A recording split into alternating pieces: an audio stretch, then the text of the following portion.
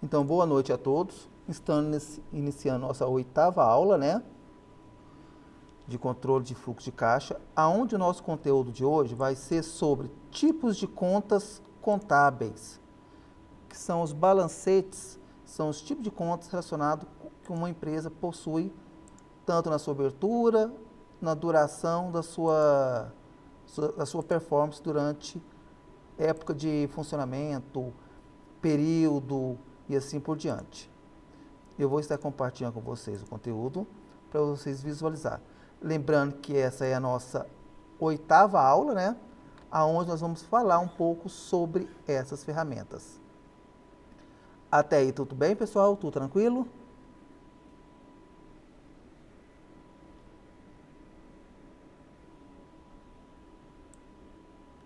Ok.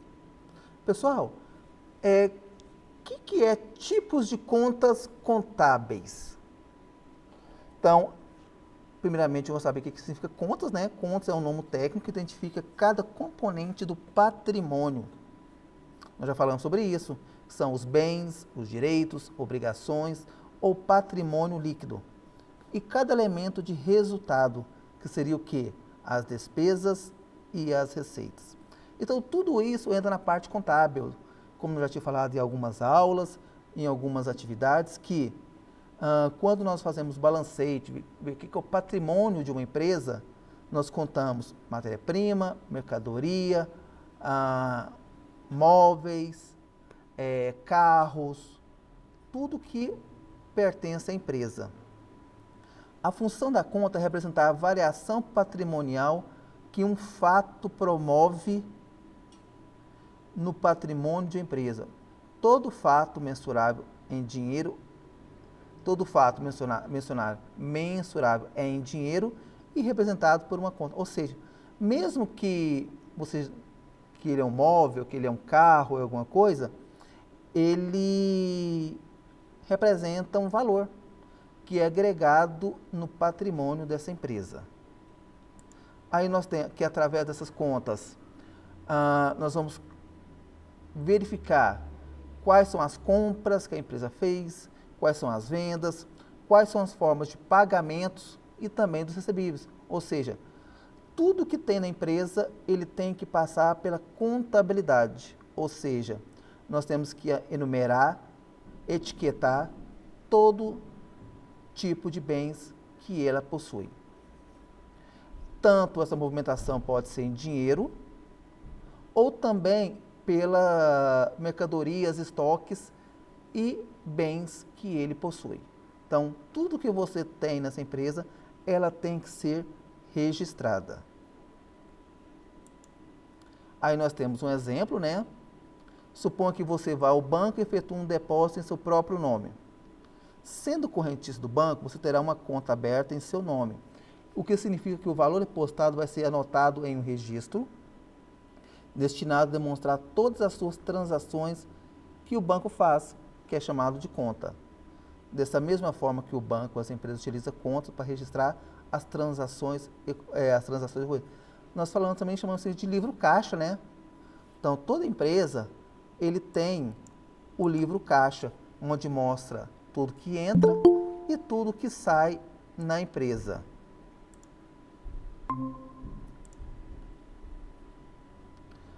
Aí nós temos, pessoal, as teorias dessas contas. Então, ao longo da história da contabilidade, ela é classificada em tem contas que são classificadas em doutrinadores, formas diferentes de classificação, interpretação das contas. Isso faz que apareçam vários tipos de escolas, com os princípios para justificar quais são os critérios adotados pela classificação das contas. As teorias são representadas em teoria personalista, materialista e patrimonialista. Então, ele é dividido nesses três calcanhares de Aquiles, que é voltado para as teorias das contas. Aí nós vamos estar falando um pouquinho então de cada uma delas, dessas três teorias. Então, a primeira é a teoria do personalista, aonde a gente vai ver quais são os elementos que são representados por pessoas, dos quais são mantidas as relações jurídicas, ou seja, as relações que, nesse caso, nós vamos colocar em parâmetro as entidades que criam débito e crédito para a empresa. Por exemplo, as coisas que vocês vendem e as coisas que vocês pagam. Então, todos os débitos efetuados nas contas dessas pessoas representam as suas responsabilidades, enquanto os créditos são os seus direitos em relação ao titular do patrimônio. Ou seja, tudo na empresa, no nosso dia a dia, nós temos contas a pagar e receber. Então, nós temos direitos e também nós temos os deveres.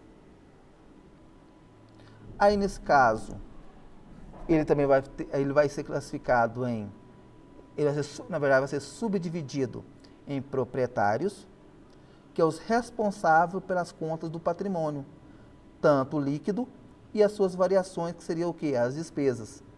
Então, toda empresa tem uma conta jurídica, mas tem uma conta física também, aonde são levados em conta o capital social, as receitas de vendas, os custos que as mercadorias que trazem, que é o CVM, o ICMS, que é cobrado pelas vendas, as possíveis devoluções de produtos que são vendidos, as receitas que são criadas e automaticamente entradas na empresa, e também toda empresa tem uma reserva legal, que é aquela reserva que nós já falamos já em aulas anteriores, que são aquele dinheiro que fica para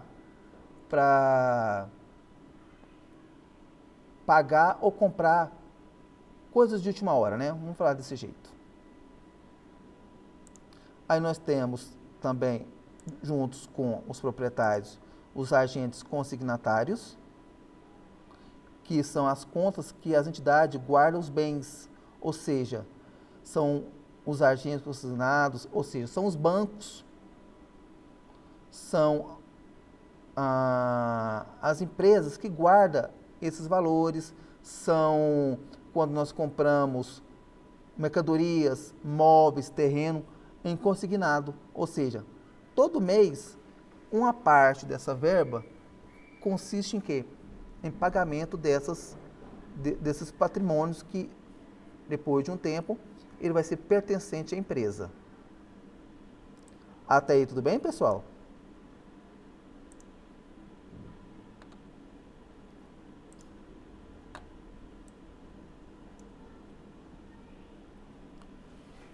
Aí nós temos os agentes de correspondente, que representam as contas de direito ou obrigações. Ou seja, são as empresas que são os terceiros. Ou seja, são os credores, né? São as pessoas que nós temos que estar pagando os serviços, são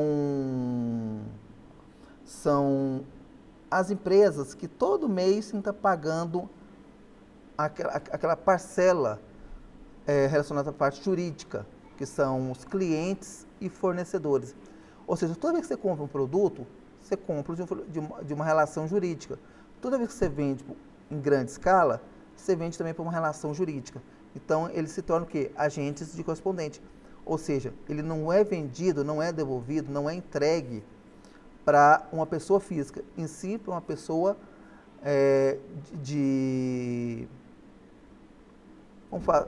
não como fosse um CPF, que poderia ser eu, vocês aí, mas sim de forma jurídica, ou seja, aonde tem um CNPJ vinculado. Os clientes devem à empresa valor correspondente, as suas compras e prazos, e nesse prazo tem que ser pago de acordo com o seu cronograma.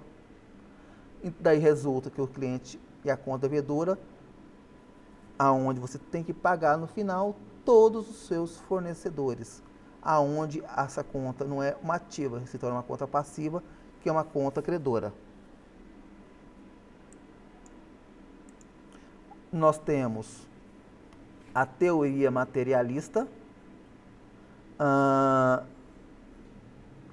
são as entradas e saída de valores, que são as relações de débito, créditos entre pessoas. É uma visão mais econômica, que vem a ser uma conta, que é a relação entre conta e entidade.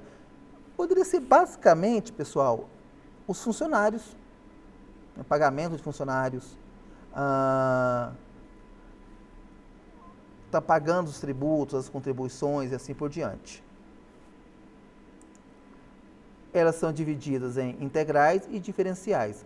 As integrais ou elementares são as representatividades dos bens, das obrigações das entidades, ou seja, ativo e passivo, ou seja, pagamento e recebimento exigível.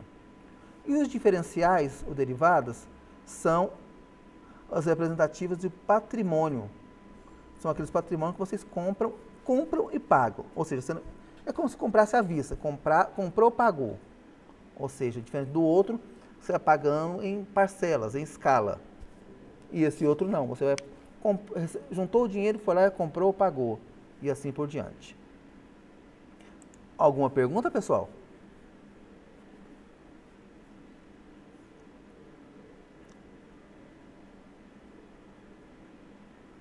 Aí nós temos também a teoria patrimonialista, que já vem do patrimônio, né?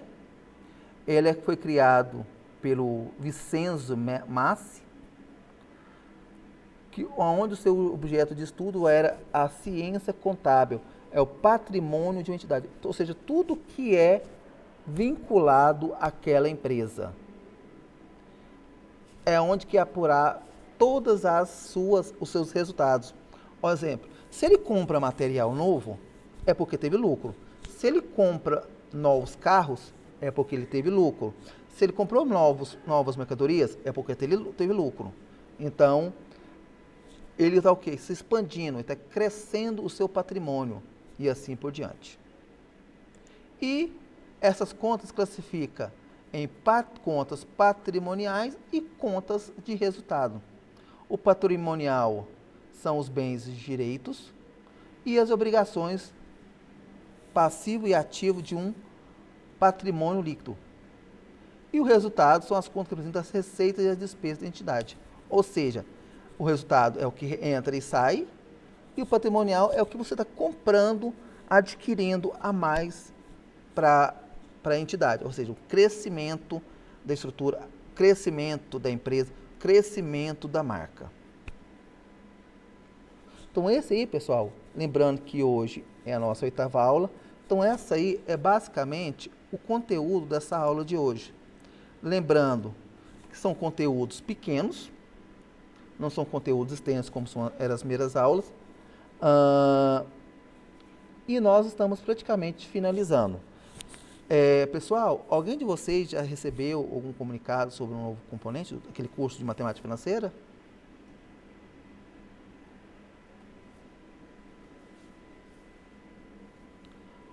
Provavelmente ainda hoje deve ter alguma informação sobre hoje ou amanhã, sobre essa turma, tá bom? A previsão começa talvez semana que vem, no mais tardar na outra semana. Pessoal, e as atividades, como é que vocês estão?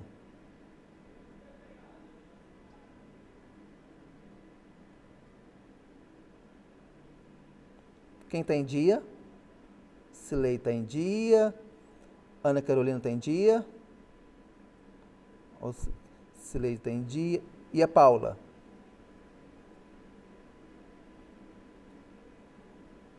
Ok. Pessoal, não vamos deixar nada para a última hora, tá bom? Eu quero finalizar, como a última aula é sexta-feira, eu quero fechar essas notas até segunda-feira, tá bom? Então, até segunda-feira eu quero estar fechando todas essas notas. Alguma pergunta, alguma dúvida?